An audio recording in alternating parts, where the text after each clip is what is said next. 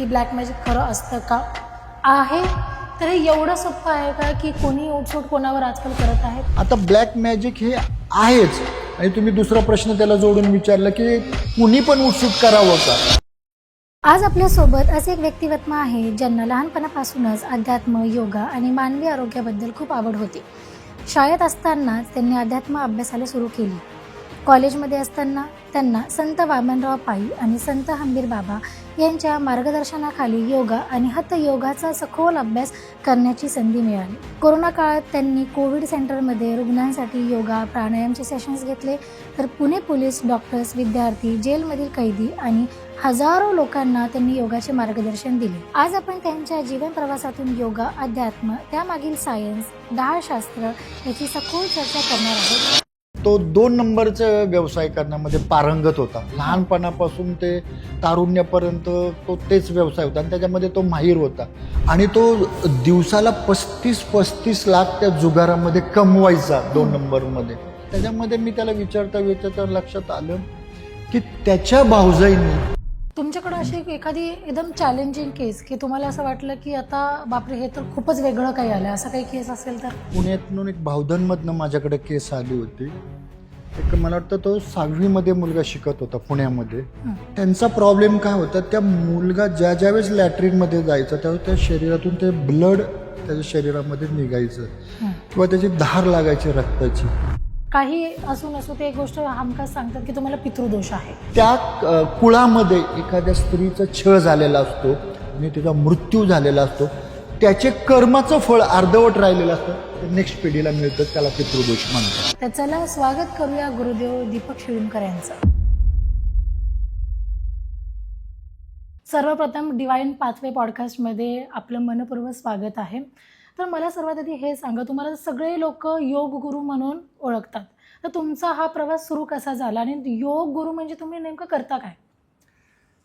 सगळ्यात पहिलं योग गुरु म्हणजे काय की आत्मा आणि मन याचा संयोग म्हणजे योग, हे सगळ्यात पहिलं. आणि आत्मा आणि मन याचा संयोग घडवणारा जो गुरु तो योग गुरु, हे लक्षात घ्या. माझ्या घरातली कुठलीही पार्श्वभूमी नव्हती की माझे वाडवडील किंवा पूर्वज हे ह्या क्षेत्रामध्ये माहीर होते. याला मला बालकडूच मिळालं ते माझ्या एका शिक्षकाकडनं की तुझी बॉडी फ्लेक्झिबल आहे, तुझी हाईट आहे, त्याच्यानंतर तू ह्या क्षेत्रामध्ये प्रगती कर. परंतु योग्य गुरु मला कधी मिळाला नाही आणि मी हे शोधत राहिलं, परंतु जो मला हवा आहे तो गुरु कधी मला या क्षेत्रामध्ये मिळालाच गेला नाही. मी त्या शोधामध्ये होतो. घटना अशी घडली की माझे जे मोठे बंधू आहेत, थोरले बंधू, ते एकाकी आजारी पडले आणि मी त्यांना पाहण्यासाठी रात्रीचं त्या हॉस्पिटलमध्ये गेलो. ज्यावेळेस मी त्यांना पाहण्यासाठी गेलो त्यावेळेस त्यांनी मला सांगितलं की मी आता पूर्णपणे हॉस्पिटलमध्येच ॲडमिट होणार आहे आणि मी काय आता मला लवकर डिस्चार्ज मिळणार नाही. परंतु मी एका संस्थेचं, योग गुरूंचं मी काय केलेलं आहे, नोंदणी केलेली आणि ते शिबिर उद्यापासून चालू होणार आहे. पण त्या शिबिराला मला जाता येणार नाही आहे, तर माझ्याऐवजी तू गेला तर बरं होईल. ते मला संपूर्ण नवीन होतं, पण मी एक भावाची इच्छा म्हणून मी काय केलं, ते ॲक्सेप्ट केलं आणि तो फॉर्म माझ्याकडे घेतला. आणि दुसऱ्या दिवशी मी त्या गुरूंचं शिबिर पहाटे 4 वाजता चालू होतं.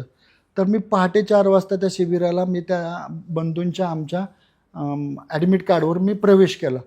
मला ते इतकं गुरुजींचं म्हणजे मी एक्साईट झालो, एवढं भाळलं की त्यांचं सेटअप बघून, गुरुजींचा चेहरा, त्याचा हावभाव बघून, त्याचे रिझल्ट पाहून मला जे हवं आहे ते मिळालं. आणि मी ठरवलं की इथून पुढे योग गुरु आपण अशाच पद्धतीने बनायचं आणि मग तिथून माझा खऱ्या अर्थाने प्रवास चालू झाला. पण योग गुरु म्हणजे आता लोक योग म्हटलं की फक्त प्राणायाम किंवा आसन ह्याच्याशी त्याला जोडतात, तर तुमच्या भाषेत ते नेमकं काय आहे, डीपर लेवलवर काय आहे योग गुरु असणं? योग गुरु म्हणजे सिंपल आहे की तुमचं, मी सुरुवातीला तुम्हाला सांगितलं की आत्मा आणि मन याचा संयोग म्हणजे योग आहे आणि तो जो शिकवतो तो योग गुरु आहे. इथे काय होतं, ह्या स्टेप आहे, एक्सरसाइज करणे, प्राणायाम करणे, मेडिटेशन करणे, ध्यानधारणा करणे, आसन करणे, प्रत्याहार करणे, ह्या ज्या स्टेप आहेत, ह्या स्टेप मिळतात कुठे, आत्मा आणि मन. आपला मूळ उद्देश काय आहे की आत्मा आणि मन याचा संयोग होणे. ह्या स्टेप आहेत मुळामध्ये, ह्या सगळ्या बेसिक स्टेप आहे. आणि त्याचा अंतिम जो पार्ट आहे, त्याची जी मर्यादा आहे ती आत्मा आणि मन याचा संयोग करणे. मग त्याच्यासाठी एक्सरसाइजच म्हणजे योग अजिबात नाही. योग म्हणजे काय, आत्मा आणि मन याचा संयोग करणे. जसं आपण इंग्लिशमध्ये म्हणतो माइंड, बॉडी आणि सोल, जेव्हा हे तुमचं बॅलन्स होतं त्याला म्हणतात एक प्रॉपर तुमचं सगळे चक्रास बॅलन्स झालेले आहे किंवा तुमचं जीवन एक बॅलन्स झालेलं आहे. आता मला एक सांगा की आता तुम्ही योग गुरुपासून डहाळ प्रक्रिया कसं काय सुरू झालं? अगदी महत्त्वाचा प्रश्न तुम्ही विचारला की योग गुरु क्षेत्रामध्ये मी पुण्यामध्ये जवळजवळ 12 ते 13 वर्ष पुण्यामध्ये मी पूर्णपणे पुण्यामध्ये काम केलेलं आहे. आता हे योगाच्या माध्यमातून काम करताना माझे अनेक कोर्सेस आहेत पुण्यामध्ये. त्यातलं सगळ्यात पहिलं की 7 दिवसाचे माझे कोर्सेस आहेत. 7 दिवसाचे ते फ्री ऑफ कॉस्ट आहे, परंतु ते जे क्लास आहेत ते ब्रह्ममुहूर्तावर चालू होतात. म्हणजे पहाटे कंप्लीट 3:45 वाजता क्लासेस चालू होतात. म्हणजे ते शिबिर चालू होतं. ते फ्री ऑफ कॉस्ट असतं आमचं ते शिबिर. त्या शिबिरामध्ये 7 दिवसाच्या शिबिरामध्ये संपूर्ण टोटली आत्मा आणि मन याचा संयोग कसा घडेल याच्या पद्धतीने आम्ही काय स्ट्रक्चर निर्माण केलेलं आहे. मग कधी एक दिवस आम्ही संगीत मेडिटेशन घेतो, एक वेळेस एक्सरसाइज घेतो, ध्यानधारणा करतो, मेडिटेशनचा पाठ घेतो, त्याच्यानंतर काही संगीत असतं. असे 7 दिवसाचे 7 विविध प्रकार आम्ही माणसांकडनं करून घेतो. 2 तासाचं शिबिर असतं. याला प्रचंड गर्दी होते, प्रचंड पुण्यामध्ये प्रतिसाद मिळतो. 7व्या दिवशी लोक आनंदाने खुश होऊन त्या शिबिराच्या बाहेर पडतात, मनोगत व्यक्त करतात. कारण त्यांच्यामध्ये खूप त्यांच्या स्वभावामध्ये बदल होतो, त्यांच्या बॉडी स्ट्रक्चरमध्ये बदल होतो, माइंड त्यांचं चेंज होतं. हे शिबिर केल्यानंतर माझ्या लक्षामध्ये आलं की लोकांना एक कायमस्वरूपी पाहिजे, हे 7 दिवसापुरतं मर्यादित नाही आहे. म्हणून मी काय केलं, पुण्यामध्ये विविध क्लासेस निर्माण केले, ते सुद्धा फ्री ऑफ कॉस्ट केलेले. त्याला जवळजवळ आज पुण्यामध्ये 9 केंद्र आहेत माझे. 9ही केंद्र ब्रह्ममुहूर्तावर, म्हणजे सकाळी 4:45 चालू होतं 6:30 तिथे सुद्धा भरघोस प्रतिसाद लोकांचा आहे आणि खूप चांगल्या पद्धतीने रिझल्ट आहेत. सगळ्यात आमची शिस्त खूप महत्त्वाची. आम्हाला ड्रेस कोड हवा लागतो, शूज असावे लागतात. या पद्धतीने आमचं काम चालू आहे. त्याच्यानंतर सगळ्यात ते काम करता करता माझ्या लक्षात आलं की लोकांना काय हवं आहे.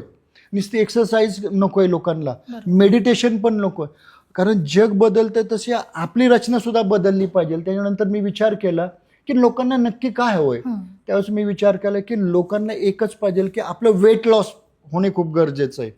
आणि मग त्याच्यावर आपल्याला काय स्टडी करता येईल का म्हणून मी संशोधन केलं. आणि मग मला लक्षात आलं की 7 दिवसामध्ये जर आपण प्रॉपर डाएट केला, मेडिटेशन दिलं, लोकांना जर त्याच्यावर फोकस केला की 7 दिवसामध्ये कमीत कमी 4 ते 8 किलो वजन सहज 7 दिवसामध्ये कमी.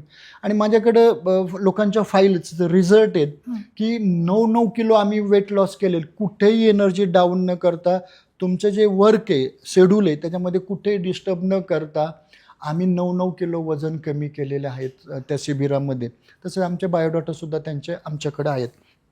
अगदी आम्ही ज्यावेळेस ते वेट लॉस शिबिरामध्ये लोकांकडनं प्रवेश घेतो त्यावेळेस त्यांचं संपूर्ण मेडिकल फॉर्म भरून घेतो डॉक्टर, चेकअप. आणि ज्यावेळेस आमचं शिबिर होतं वेट लॉसचं शेवटच्या दिवशी पुन्हा आम्ही त्यांना मेडिकल चेकअप करायला सांगतो. त्यावेळेस मिरॅकल रिझल्ट लोकांना सापडले. तरीसुद्धा हे काम करता करता माझ्या लक्षामध्ये की अजून लोकांना लवकरात लवकर काय देतं. कारण 7 दिवसाचा वेळ पण खूप असतो, त्याच्यामध्ये त्यांना टाईम द्यावा लागतो. ही खूप क्रिटिकल अवस्था आहेत, अजून मला फास्टमध्ये काय देता येईल म्हणून मी तो विचार केला. त्यावेळेस माझ्या लक्षात आलं अभ्यास करता की आपण जी पूर्वजांनी आपल्याला ढाळ प्रक्रिया देत होते ती जर आपण आत्मसात केली आणि ती लोकांना जर देण्यास सुरुवात केली तर त्याच्याही पेक्षा आपण लवकरात लवकर लोकांचे वेट लॉस करू शकतो. आणि ते करता करता ढाळ जी प्रक्रिया आहे ती मी आत्मसात केली आणि लोकांपर्यंत पोहोचवण्याचा प्रयत्न केला. जवळजवळ मी तुम्हाला सांगतो की 13,000 लोकांनी माझ्याकडं 8 महिन्यामध्ये लोकांनी त्याचा फायदा घेतला आणि 100% रिझल्ट आहेत. लोक आनंदाने खुश आहेत. कारण जुनं ते सोनं या उक्तीप्रमाणे मी चाललेलं आहे. आणि अजून ढाळमध्ये काही नवीन देता येईल का असं माझं संशोधन आता चालू आहे. बरोबर आहे. पण आता जसं तुम्ही मला सांगितलं की तुम्ही वेट लॉसच्या निगडीत हे सगळं मला सांगितलं, ठीक आहे. पण जसं मी तुमच्या इन्स्टाला रील पाहिलं की ढाळ प्रक्रियेद्वारे तुम्ही बाकी पण गोष्टींचे उपाय करताय, जसं ब्लॅक मॅजिक झाले किंवा कोणी करणी केली आहे, काही भूतबाधा आहे, तर ते त्याच्यात कसं कामी येतं? मला तर आधी हे सांगा की डहाळ प्रक्रियेमध्ये नेमकं होतं काय? तुम्ही काय असं करता? म्हणजे आता मी पाहिले तुम्ही पान वगैरे काहीतरी खायला देता, तर त्याबद्दल थोडक्यात मला आधी सांगा. म्हणजे आमच्या प्रेक्षकांना पण त्याच्याबद्दल थोडं अंदाज येईल की काय आहे नेमकं? पूर्वी काय होत होतं की पूर्वी दळणवळणाचे कुठले माध्यम नव्हते, डॉक्टर्स नव्हते, बरोबर. लोकांकडे ज्ञान नव्हतं, लोकांकडे अज्ञान होतं, लोकांकडे सोशल मीडियाचं कुठलंही माध्यम नव्हतं. लोकांकडे मात्र होतं ते फक्त अज्ञान होतं. हं. आणि लोक त्या काळात सुद्धा आजारी पडत होते, या काळात सुद्धा आजारी पडतातच आहे. त्यावेळेस फक्त ह्या सुविधा नसल्यामुळे वैद्य निर्माण होते आणि ते वैद्य लोक सुदृढ आणि निरोगी रोगमुक्त कसे होतील ह्याच्यासाठी ढाळ देत होते. परंतु त्या वैद्यांच्या पूर्वीच्या लक्षामध्ये आलं की लोक सुदृढ आणि निरोगी होण्यासाठी ढाळ अजिबात घेत नाही. मग ते हुशार होते वैद्य. त्यांनी काय केलं की एक नवीन डोकं लढवलं, आयडिया निर्माण केली की देवाच्या नावाखाली लोकांना जर भीती घातली तर लोक ढाळ घेतील. म्हणून अंधश्रद्धा त्या काळात होती आणि लोकांना एकदा का भीती घातली देवाच्या नावाखाली की लोक ढाळ घेतील आणि म्हणून त्या काळामध्ये भीती घालत होते आणि लोक ढाळ घेत होते. पण वैद्य जे लोक होते ढाळ देणारे त्यांचा उद्देश एकच होता, कारण कोणतीही असू द्या, परंतु उद्देश एकच होता की लोक सुदृढ आणि निरोगी झाले पाहिजे. म्हणून ती ढाळ परंपरा ती ही आत्ता उदयास आलेली. आत्ता या ढाळ प्रक्रियेमध्ये काय होतं की आम्ही जे पानं आहेत त्याच्यामध्ये काही औषधं आम्ही लोकांना देतो, त्याच्यानंतर गरम पाणी प्यायला देतो. गरम पाणी आणि जे पानामध्ये औषध दिलं जातं नागवेलीच्या पानामध्ये, त्याचं कॉम्बिनेशन होतं. कॉम्बिनेशन घेता घेता घेता घेता शरीरातले सगळे जी डिटॉक्सिफिकेशनची क्रिया आहे ती काही कालांतराने उदयास येते आणि ज्वालामुखी थ्रो जसं ज्वालामुखी होते तसं ते बाहेर पडतं उलटीद्वारे. ढाळ फक्त दोनच माध्यम आहेत जे आपल्याला जे कर्मेंद्र दिलेले आहेत त्यातले एक मुख आणि एक गुदद्वार, हे जे दोन माध्यम आहेत त्याच्यातूनच बाहेर पडते. हे दोन उत्सर्जन क्रियेचे जे मार्ग आहेत त्यातूनच आपल्याला जे काय आहे ते बाहेर पडलं जातं. आणि ते पडता पडता असं पण होतं की तुमच्या शरीरातले जे काही वात पित्त कफ आहे त्याचं जे अतिरिक्त प्रमाण आहे ते बाहेर पडतं. किंवा जे लहान आतड आहे, मोठं आतड आहे म्हणजे लार्ज इंटेस्टाईन, त्यातले जे नको असणारे घटक ते गुदद्वारद्वारे बाहेर पडतात. अशा पद्धतीने दोनच मार्ग आहेत आणि त्याला आम्ही ढाळ म्हणतो. म्हणजे ह्याने तुमच्या बॉडीचं टोटल डिटॉक्सिफिकेशन होतं. मुळामध्ये डिटॉक्सिफिकेशन आत्ताच्या युगामध्ये तो शब्द आहे किंवा शरीर शुद्धीकरण, बरोबर. परंतु आम्ही शब्द वापरला जुन्या काळातला म्हणजे ढाळ. म्हणजे त्या काळामध्ये सुद्धा डिटॉक्सिफिकेशन होत होतं, बरोबर. आत्ताही डिटॉक्सिफिकेशन होतं, शरीर शुद्धीकरण होतं, मात्र फक्त शब्द आम्ही बदललाय, त्याला ढाळ दिलेला आहे. बरोबर आहे. पण आता तुम्हाला एक प्रश्न विचारते. मी जेव्हा ह्या बाबतीत रिसर्च करत होते तेव्हा असं खूप लोकांचं असंही म्हणणं आहे की तो पाला जो असतो जे तुम्ही डाळ प्रक्रियेमध्ये देता तो ऑलरेडी कडू असतो.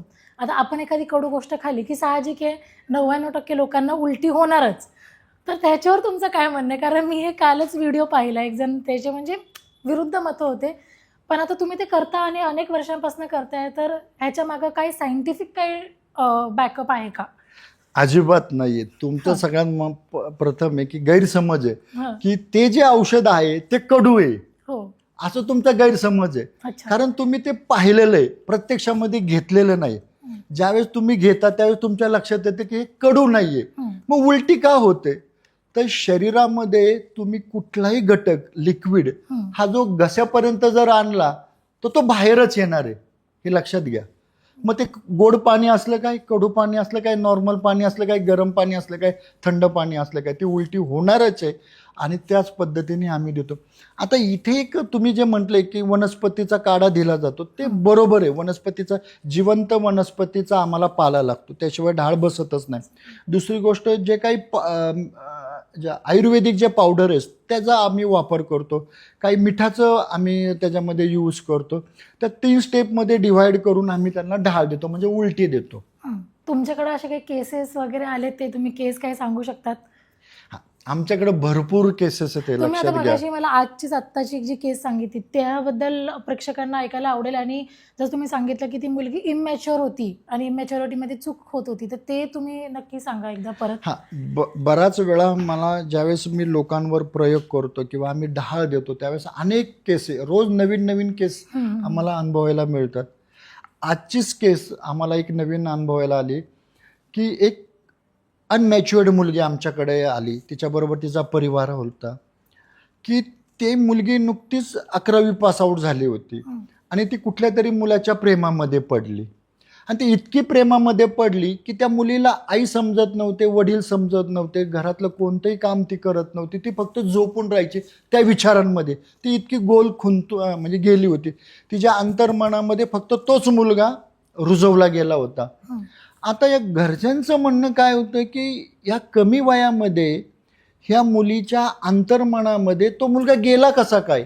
म्हणजे जे आम्ही तिला चांगलं आहार दिला, चांगली संगत दिली, मोबाईल दिला, शिक्षण दिलं, तरी ती मुलगी आहारी का गेली किंवा तिच्या मनातून तो विषय का निघत नाही. त्या घरातल्या लोकांनी तिला खूप समजून सांगण्याचा प्रयत्न केला, ब्रेन वॉश करण्याचा प्रयत्न केला, पण तिच्या सबकॉन्शियस माइंडमधनं तो मुलाचा विषयच जात नव्हता. मग त्यांच्या मनामध्ये विचार आला की ज्या अर्थी या कमी वयामध्ये ही मुलगी त्या मुलाच्या प्रेमात पडते. एक तर तो मुलगा व्यसनी होता, तो म्हणजे तो स्वतःच्या पायावर उभा नव्हता, तो शिकलेला होता, ही मुलगी शिकलेली होती. या परिस्थितीमध्ये त्यांना बाहेर काढणं गरजेचं होतं, परंतु ही मुलगी बाहेर निघत नव्हती. मग त्यांच्या मनामध्ये साहजिकच प्रश्न निर्माण झाला की एवढ्या कमी वयामध्ये ही मुलगी जर खोल एवढ्या विषयामध्ये हात घालते तर नक्कीच काही ना काहीतरी वशीकरण झालेलं आहे. बरोबर.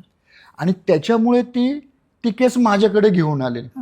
आता त्यांच्या दृष्टीने ते वशीकरण होतं, माझ्या दृष्टीने होतं की तिचं जोपर्यंत शरीर शुद्धीकरण होत नाही त्याशिवाय तिचे विचार बदलणार नाही, सबकॉन्शियस माइंड बदलणार नाहीये. माझ्या दृष्टीने तिला ते अभिप्रेत होतं की तिचं शुद्धीकरण करणे. एकदा का तुमचं शुद्धीकरण झालं की तुमचे विचार बदलतात. माझ्या दृष्टीने ते होतं, त्यांच्या दृष्टीने वशीकरण होतं.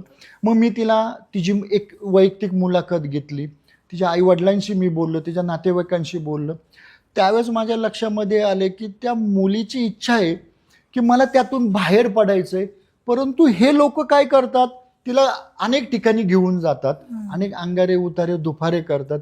त्यामुळे तिचं जे विचारशक्ती ती एकदम फ्रीज झाली. ती खलास झाली की बाबा तिला ती सुधारत नव्हतं की नक्की मी काय डिसिजन घेऊ. मग मी त्यावेळेस तिला ढाळचं महत्त्व सांगितलं, ढाळ कशासाठी घ्यावा, विधी कशासाठी घ्यावा हे तिला महत्त्व सांगितल्यानंतर तिने मला थंब दिला की गुरुजी जे काय विधी आहेत, जे काय शरीर शुद्धी करण्यासाठी त्या सगळ्या गोष्टी तुम्ही करून घ्या. आणि ज्यावेळेस मी हे सगळं केलं त्यावेळेस त्या मुलीचे विचार बदलले. तिने मला सगळ्यांच्या समोर सांगितलं की मी माझ्या करिअरवर फोकस करेल, ज्यावेळेस करिअर अचीव करेल त्यावेळेस मी नंतर डिसिजन घेईल. आणि तो प्रश्न सुटला. बरोबर. आता हा जो रिझल्ट आहे असा अंदाजे किती वेळात येतो का लगेच येतो, 1 तास 2 तासात, या वेळ लागतो याला? कारण तसं मी सुद्धा सांगू शकत नाही, लक्षात घ्या. डिपेंड करतं. कारण तुमचा प्रश्न किती ग्रहण आहे, तुमच्या सबकॉन्शियस माइंडवर तो किती प्रश्न आत्मसात झालेला आहे किंवा त्यांनी किती खोली आहे त्या प्रश्नांची. त्याच्यानंतर अनेक व्यक्ती आहेत, त्यांना अनेकांना आम्ही ढाळ देतो, परंतु सगळ्यांना जर समान ढाळी दिली तर सगळ्यांना लगेच रिझल्ट मिळत नाही, कारण व्यक्ती तेवढ्या प्रकृती आहेत. त्याच्यामुळे त्याचं रिझल्टचं किती प्रमाणे हे मी सुद्धा सांगू शकत नाही, परंतु एवढं मात्र सांगतो की ढाळ दिल्यानंतर त्याचं शुद्धीकरण होतं. ज्यावेळेस शुद्धीकरण होतं त्यावेळेस त्याचे विचार बदलतात, माइंड बदलतात. ज्यावेळेस माइंड बदलतं त्यावेळेस डिसिजन मेकिंग पॉवर वाढते. बरोबर आहे. कारण आपण असंही म्हणतो ना, आपलं सबकॉन्शियस माइंड CPU सारखं असतं, त्याच्यामध्ये जी CD आपण टाकणार तसंच सगळं प्ले होणार. अगदी बरोबर आहे. तुम्ही नेगेटिव्ह टाकलं, फीड केलं तर तसंच होणार. आता एक केस माझ्याकडे अशी चॅलेंजिंग आली होती की 3 जण माझ्याकडे आले होते. एक मुलगा, त्याची आई, त्याचे वडील, 3 जण माझ्याकडे आले होते. त्यांचा प्रॉब्लेम काय होता की कोणी ना कोणीतरी आमच्या ब्लॅक मॅजिक केलेली म्हणून ते माझ्याकडे आले होते. त्यांचा विषय काय होता की गुरुजी, मी ज्यावेळेस ऑफिसमध्ये जातो, चांगल्या म्हणजे तो बजाज टेम्पोमध्ये चांगल्या पदावर मॅनेजर होता. अच्छा. त्याला ते मेसेज पडायचे की तुझ्या घरामध्ये सिलेंडरचं रेग्युलेटरचं झाकण बाहेर पडलेलं आहे, तुझ्या दरवाजावर लिहिलेलं आहे की आज कुणी प्रवेश करू नये. तुझ्या बाईकची गाडी तशीच राहिलेली आहे. तुझ्या घराची खिडकी आहे ती ओपन राहिलेली आहे. असे मेसेज त्याला फॉरवर्ड व्हायचे. तो विचार करायचा की मला हे मेसेज का फॉरवर्ड होतात. तो त्याच्या बायकोला फोन करायचा की खरंच तू पहा बरं सिलेंडरचा रेग्युलेटर निघालेला आहे का. तर ती बायको पाहायची तर रेग्युलेटर निघालेला असायचा. तो म्हणायचा की दरवाजावर काही लिहिलेलं आहे का पाहुणे बरं आपल्या डोरवर. तर दरवाजावर लिहिलेलं असायचं. तो म्हणायचा की ती गाडीची चावी गाडीला राहिलेली का एकदा बाईकची गाडी पाहुणे बरं ती गाडी चावी. हे सगळ्या ज्या गोष्टी इथे का होतात हा तो एकदम संभ्रमात पडला. आणि हे करता करता त्याच्या लक्षामध्ये आलं की कदाचित आपलं ब्लॅक मॅजिक मोठ्या प्रमाणात झालं. तो खूप हैराण झाला. मग शेवटी असा एक मेसेज पडला की तुमच्या अकाउंटमधले पैसे एवढे एवढे डेबिट पडलेले आहे ते बाहेर परचेस झालेले किंवा डेबिट पडलेलं आहे. त्याच्यानंतर त्यांनी बायकोला फोन करून विचारले की एकदा तुझ्या अकाउंटमधले डेबिट झालेले आहेत का अकाउंटमधले पैसे गेलेत का पा. तर ते म्हणायचे की आता डेबिट पडलेलं आहे तेवढं. मग त्याच्या लक्षात आलं की ही केस आपण पुणे सायबरला सांगायचे पुणे सायबरला. तर त्यांनी ती केस घेतली. त्याच्यानंतरनं त्यांनी मेसेज त्या मोबाईलवर दिला की तुम्ही हे सगळं का करताय. त्या मेसेजला उत्तर दिलं किंवा प्रश्न विचारला की तुम्ही हे का करता आणि कशासाठी करता. त्यावेळेस त्याला उत्तर आले की मला तुझ्या मुलाचा बळी हवा आहे. अरे बापरे. मग त्यावेळेस त्यांनी विचारलं की हे तू कशासाठी करतो. आमचा बळी घे. तो एकुलता एक मुलगा होता. बरोबर. आमचा बळी घे. तो म्हणला नाही मागच्या जन्मामध्ये त्यांनी माझा खून केला होता. ह्या जन्मामध्ये मला तो मिळालाय. मला जोपर्यंत त्याचा बळी घेतात त्याच्यावर मला शांती मिळणार नाही. तो एकदम म्हणजे बेचैन झालं की अरे माझा एकुलता एक मुलगा आहे हे काय माझ्या मागे साडेसातीला हे काय ब्लॅक मॅजिक आहे. त्यांनी कंप्लेंट देण्यासाठी गेला. मी अजिबात ती कंप्लेंट घेतली कारण त्यांनी सांगितलं की हा विषय आमच्याकडे नाहीये ब्लॅक मॅजिकचा किंवा आमच्याकडे कुठला सबळ पुरावा नाही. तुमच्याकडे सबळ पुरावा. मी एखाद्या व्यक्तीवर ब्लेम करू शकत नाही. हे आमच्याकडे नाही. तुम्ही एखाद्या ब्लॅक मॅजिककडे जाऊन तुमच्या प्रश्नाचं उत्तर शोधा हे लक्षात घ्या. ज्यावेळेस ती केस माझ्याकडे आली त्यावेळेस हे मी तिघांना काय केलं प्रत्येकाला वेगवेगळं सेपरेट मी त्यांची मुलाखत घेतली त्यांच्याशी बोललं. त्यावेळेस माझ्या लक्षामध्ये आलं की हा मुलाने आणि आईने वडिलांविषयी नवऱ्याविषयी केलेला कट आहे. परंतु मला हे बोलता येत नव्हतं त्यावेळेस. परंतु तो माझ्यासाठी चॅलेंजिंग होता कारण तो हैराण झालेला होता. त्याच्या डोक्यात एकच की माझ्या कोणीतरी ब्लॅक मॅजिक केलेली. मी त्या वडिलांना विचारलं की तुम्हाला जे हे मेसेज येतात ते कोणाच्या तरी मोबाईलवरनं येत असतील ना. तुम्ही तो फोन का लावत नाही. तर ते म्हणले गुरुजी ते जे मेसेज मला फॉरवर्ड होतात ते दुसऱ्या तिसऱ्याने माझ्या मुलाच्याच मोबाईलवरनं फॉरवर्ड होतात. मग तुम्ही ते मोबाईल चेक केलं नाही का की किंवा त्याला विचारलं नाही का की ते मोबाईलवरनं का फॉरवर्ड होतात. तो मुलगा म्हटला की हे मेसेज माझे नाही मी टाईपच करत नाही आहे. किंवा त्यांनी मग त्या वडिलांनी त्या मुलाला रूममध्ये असताना घरात असताना पाहिलं की मला मेसेज येतात. त्यावेळेस त्यांनी त्या मुलाचा मोबाईल चेक केलं. त्यावेळेस ते मेसेज डिलीट झालेले असायचं. तो पुन्हा हैराण व्हायचा. आणि ते केस माझ्याकडे घेऊन आल्यानंतर मी तिघांची ज्यावेळेस मी मुलाखत घेतली त्यावेळेस माझ्या लक्षामध्ये 100% आले की इथे काहीतरी भानगड आहे.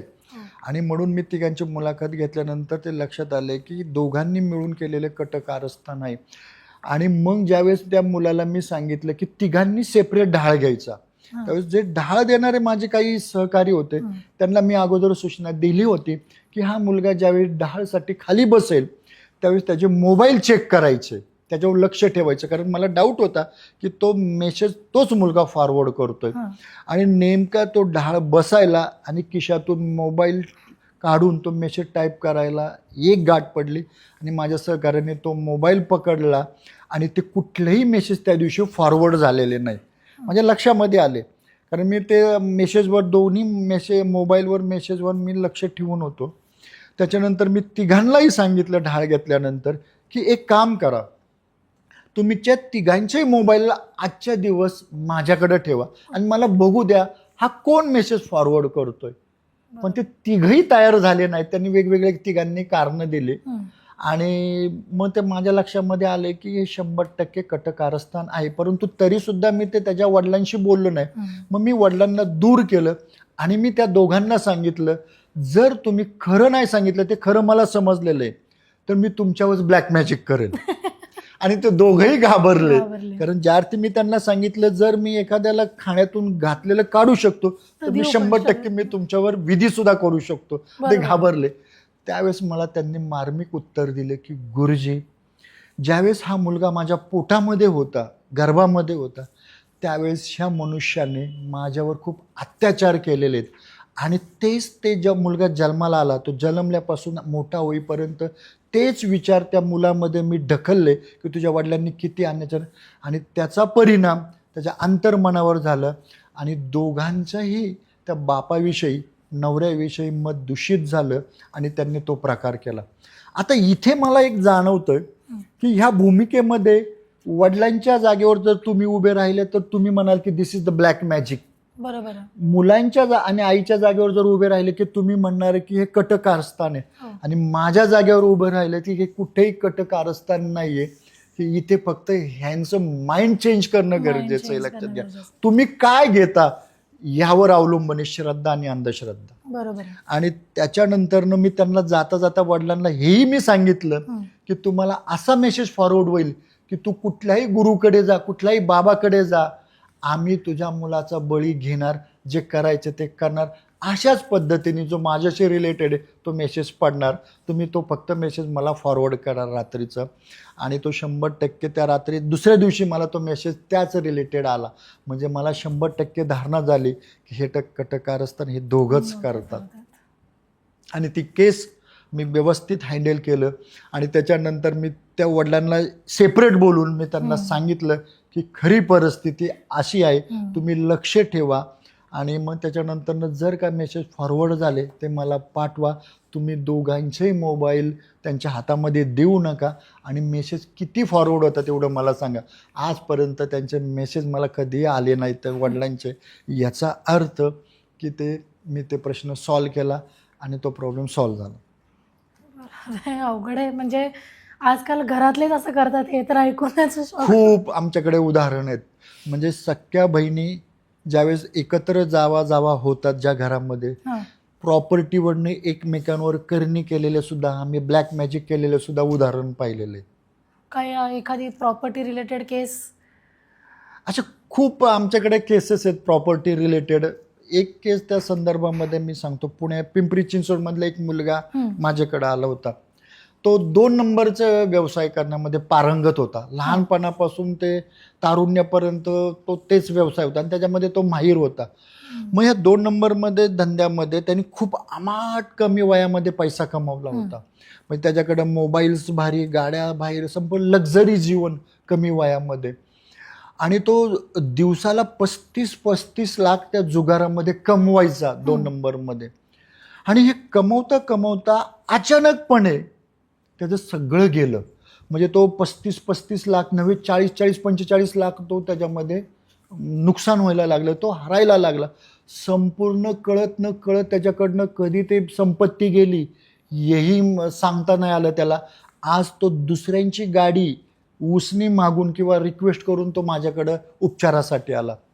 त्यावेळेस तो म्हणला की गुरुजी मी खूप श्रीमंत, आता माझ्याकडे पैसेच नाही आहे. लक्षात घ्या.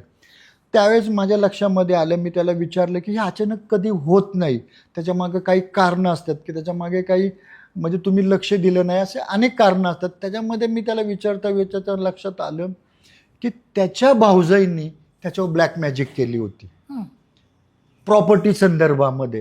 हे लक्षात घ्या. मग ते ब्लॅक मॅजिक अनेक प्रकारे केल्यानंतर माझ्या लक्षामध्ये आले की याच्या भाऊजी, तो बोलता बोलता त्यांनी मला सांगितलं की आमच्या घरामध्ये असे प्रॉपर्टीविषयी वाद आहे. मग मी त्याला त्या व्यक्तीचं नाव विचारलं. नावाच्या व्यक्तीपासून तुम्हाला प्रॉब्लेम आहे किंवा तुमच्या ब्लॅक मॅजिक झालेली. आणि नावाची व्यक्ती त्याची भाऊजाईच निघाले कर्मधर्म संयोगाने. आणि त्याच्यानंतर त्याच्या लक्षामध्ये आलं की आपल्यावर ब्लॅक मॅजिक केलेली, कारण ती जी त्याची भाऊजाई होती तिला ते प्रचंड वेड होतं त्या संदर्भामधलं. आणि म्हणून ते ब्लॅक मॅजिक मी तो प्रॉपर्टीवरनं सॉल्व केले. असे असंख्य उदाहरण आहे. आणि मग मी त्यावेळेस त्याला, तो एकदम डिप्रेशनमध्ये गेला, त्याला मी ते समजून सांगितलं की ह्याच्या पुढे तू काय काळजी घेतली पाहिजे. जे झालं ते झालं, याच्या पुढे तू काय काळजी घेतली पाहिजे, काय तू स्वतःला कसं सुरक्षित राहिलं पाहिजे. या ब्लॅक मॅजिक काही विधी मी त्याच्याकडनं करून घेतला आणि काही नारळ विधी मी त्याला करायला सांगितलं. तर आज तो थोडं त्याच्या व्यवसायामध्ये प्रगती आहे आणि तो सुरक्षित आहे. आता जेव्हा आपण ही डहाळ प्रक्रिया करतो तेव्हा त्याचे काही पथ्ये वगैरे पण पाळावे लागतात का नंतर? पथ्ये पाळावे लागतात, हे लक्षात घ्या. ज्यावेळेस बाईचा पुनर्जन्म अर्थात बाळंतपण असतं, हे लक्षात घ्या. त्यावेळेस ते डॉक्टर सांगतात की तुम्ही कमीत कमी 1.25 महिना तरी तुम्ही ते पथ्ये पाळायचे, लक्षात घ्या. आता इथे आम्ही पथ्ये का पाळायला सांगतो, कारण हा पुनर्जन्म असतो. हो, खरं जे डॉक्टर लोक जे असतात ते वरांगी प्रयोग करतात. बरोबर. आम्ही जो प्रयोग करतो ढाळीतून ते अंतर्गत करतो, तो पुनर्जन्म असतो. मग त्याच्यामध्ये काही होऊ शकतं, त्याच्यासाठी पथ्य पाळणे गरजेचं असतं. तर ते पथ्य काय असतं, वांग, बटाटा, चपाती, अंड, नॉनव्हेज, कोल्ड्रिंक्स आणि अल्कोहोल हे अजिबात आम्ही घ्यायला, डाळीचे पदार्थ अजिबात घ्यायला सांगेन. परंतु हे धावपळीच्या युगामध्ये सगळ्यांनाच समान पथ्य पाळता येत नाही. पण तो एखादा पदार्थ 19-20 झाला तरी काही फरक नाही पडत. परंतु जर अल्कोहोलचं प्रमाण गेलं 21 दिवसाच्या आतमध्ये ढाळ घेतल्यानंतर, तर त्याला उलट्या ढाळ बसतो. उलटा ढाळ म्हणजे काय, जर 21 दिवसामध्ये अल्कोहोल घेतलं, अर्थात ड्रिंक घेतली, तर एखादी उलटी झाली तर ते उलट्याच होत राहतात. ते डॉक्टरांनाही थांबत नाही, ते मलाही थांबत नाही. लूज मोशन चालू झाल्या तर ते लूज मोशन डॉक्टरलाही थांबत नाही, मलाही थांबत नाही. परंतु 21 दिवसानंतर जर अल्कोहोल त्याच्या शरीरामध्ये गेलं तर फारसा काही फरक पडत नाही. म्हणून आम्ही काळजीपूर्वक त्यांना सांगतो की अल्कोहोल अजिबात तुम्ही घ्यायचं नाही. तुम्ही जे पदार्थ जे मी सांगितले त्यातला 19-20 झाला तरी चालेल, पण पथ्य पाळण्याचं खूप महत्त्वाचं आहे आणि गरजेचं आहे. त्याशिवाय रिझल्ट मिळत नाही किंवा त्याशिवाय परिणाम होत नाही त्याचा ढाळीचा. आता तुम्ही जसं मला सांगितलं की 21 दिवसाच्या कालावधीत कोणी अल्कोहोल पिली तर तुम्ही काय करू शकत नाही, डॉक्टरही काय करू शकत नाही. मग तशा वेळी त्या व्यक्तीचं काय? एक तर मी सुरुवातीला सांगितलेलं असतं, त्याबद्दल मी मार्गदर्शन केलेलं असतं की जर चुकून जर अल्कोहोल तुम्ही घेतलं, एक पेग घेतला चुकून सुद्धा, तर त्याला मी जबाबदार नाही. बरोबर. तसे आम्ही फॉर्म सुद्धा भरून घेतो, कन्सेंट. हां, की त्याला मी जबाबदार नाही. आणि समजा घेतलंच तर त्याला पर्याय काय, तर मी अगदी सांगतो तुम्ही माझ्याकडे या, तर माझे काही रेमेडी आहेत त्यांच्याकडनं करून घेतो आणि त्या उलट्या आणि ते लूज मोशन थांबल्या जातात. पण तो शक्यतो मी सांगत नाहीये की माझ्याकडे उपचार आहेत, कारण लोक घेऊन पाहतील, त्याच्यामुळे मी काही सांगत नाही. परंतु एखादी केस जर त्या बाबतीमध्ये झाले तर मी काही त्यांच्याकडनं रेमेडी करून घेतो आणि त्या उलट्या आणि ढाळ थांब. फक्त एक घेऊ नये म्हणून मी त्यांना मनामध्ये भीती घालत असतो. आणि ऑब्व्हियसली माझ्या लक्षामध्ये आले की जे लोक 21 दिवस दारू घेत नाही ते कायमचे दारू घेत नाही, कारण त्यांच्या मनामध्ये ते त्याच्याबद्दल विचारच येत नाही. तो एक मला एक फायदा होतो. हा, ते तसं म्हणतात पण ना की जसं आता तुम्ही सबकॉन्शियस माइंड बद्दल खूप बोलले, मला ते फार आवडलं की तुमच्या शरीराला एखादी गोष्टची सवय टाकायची असेल तर ती फक्त तुम्ही 21 दिवस करायची आणि 21 दिवसानंतर एक तर ती सवय लागून जाते आयुष्यभरासाठी किंवा ती सुटती. हा, मग बराच वेळा असं झालेलं आहे की माझ्याकडे येऊन लोकांचे दारू का बंद होतात, तर मी त्यांना सगळ्यात पहिलं की 21 दिवस तुम्ही दारू प्यायचे नाही. मला माहिती 21 दिवस दारू नाही प्यायला की त्याचे कायमचे दारू बंद होते. तो एक मला फायदा प्रकर्षाने जाणवला, म्हणून 21 दिवसाचा तर मी त्यांच्यावर भीती घालतोच. नाही, बरोबर, भीती घातली पाहिजे. नाहीतर लोक आजकाल म्हणजे त्यांना असं पथ्ये पाळणं वगैरे ते असलं प्रकार आजकाल राहिले नाही. मी म्हणजे आपण तर हे बोलतोय म्हणजे आध्यात्मिक ह्यातलं बोलतोय, पण डॉक्टरनी लोक तर ऑपरेशन झाल्यावर पण कुठलेच पथ्ये पाळत नाही, तर हे तर ते हलक्यातच घेतात. आणि आता तुमच्याशी बोलून म्हणजे तुम्ही मॅनिफेस्टेशनवर जास्त जोर देता, मला असं जाणवलं की तुम्ही माइंड ट्रेनिंग जास्त करता. हे तर करतातच ऑफकोर्स, बट माइंड ट्रेनिंगवर पण तुमचा फार भर आहे. बरोबर आहे. मला एक सांगा, तुम्ही आता जेव्हा माणूस ना अडचणीत असतो तेव्हा असं बुवा बाबाकडेच प्रथम का जातो? एक लक्षात घ्या, ज्या वेळेस माणसं धावाधाव का करतात हे लक्षात घ्या की तो कुठेतरी शारीरिक मानसिक कुणीतरी काहीतरी तांत्रिक क्रिया केलेली किंवा काहीतरी तो त्याचं मानसिक संतुलन बिघडलेलं आहे, त्याच्यामुळे तो धावाधाव करतोय. लक्षात घ्या, जोपर्यंत माणूस शारीरिक मानसिक याच्यामध्ये तो अडकत नाही, प्रॉब्लेममध्ये अडकत नाही, त्याशिवाय तो हालचाल करत नाही. आणि ज्या वेळेस तो एखाद्या प्रॉब्लेममध्ये अडकतो त्यावेळेस तो शोध घेतो कुठल्या तरी बुवा बाबाचा. मग लोक काय करतात, कुणीतरी सांगतं तुम्ही ह्या बाबाकडे जा, त्याचा फरक पडत नाही. मग कुणीतरी सांगतो त्या बाबाकडे जा, त्या बाबाकडे सुद्धा फरक पडत नाही. मग कुणीतरी सांगतो नाही नाही नाही ते लांबच्या बाबाकडे जा, जवळच्या बाबाचा फरक पडत नाही, तुम्ही लांबच्या बाबाकडे जा, लांबच्या बाबाकडे जा. हे असं कालचक्र त्यांचं ह्या बाबाकडे त्या बाबाकडे या बाबाकडे फिरत राहतं, तरी त्यांना रिझल्ट मिळत नाही. मग ते शोध घेतात कोणाचा? देवाचा. बरोबर. मग आज ह्या देवीकडे, उद्या त्या देवाकडे, परवा त्या देवीकडे, नंतर ह्या देवाकडे. तो देव खूप छान आहे, त्याचं हो. खूप रिझल्ट. आपण हिंदू लोक खूप श्रीमंत आहोत का? तर आपल्याला 33 कोटी देव दिलेले. आता 33 कोटी देवांकडे आपल्याला जाणं शक्य आहे का? हो, नाही, अजिबात नाही. मी अशी उदाहरण पाहिलेत, नवे नवे रोजच माझ्याकडे उदाहरण, की डॉक्टरांकडे लोक जातात, सोनोग्राफीकडे, एंडोस्कोपी करतात, सिटी स्कॅन करतात, MRI करतात, गोळ्यांचे उपचार घेतात, तरी सुद्धा रिझल्ट मिळत नाही. शेवटी डॉक्टर वैतागतात, त्यांना मेडिकलच्या मर्यादा असतात. डॉक्टरच उलट म्हणतात आमचं संपूर्ण उपचार पद्धती बंद पडले, तुला रिपोर्ट नॉर्मल येतात, तू कुठल्या तरी बाबाच्याकडे जा, तिथे जाऊन तू पहा. कारण हे सगळे उपचार करून नॉर्मल रिपोर्ट का येतात? जिथे परिणाम आहे तिथे काही ना काहीतरी कारण आहेतच ना. लोकांना त्रास तर होतोय, डॉक्टरी उपचार तर संपलेले आहेत, रिपोर्ट तर सगळे नॉर्मल आहेत. मग ते आमच्यासारख्यांचा आधार घेतात, हे लक्षात घ्या. आणि ज्यावेळेस हे आधार घेता घेता कुठेच उत्तर मिळत नाही, त्यावेळेस मला एक प्रश्न पडला की जर हे बुवा बाबा देव ह्यांच्याकडं फरक पडत नाही, तर परिणाम आहे तिथं काही ना काहीतरी कारण आहे, मी सांगितलेलं आहे. पण नक्की कोण आहे असा की ज्याचा तुम्ही फेऱ्यातून बाहेर पडू शकतात?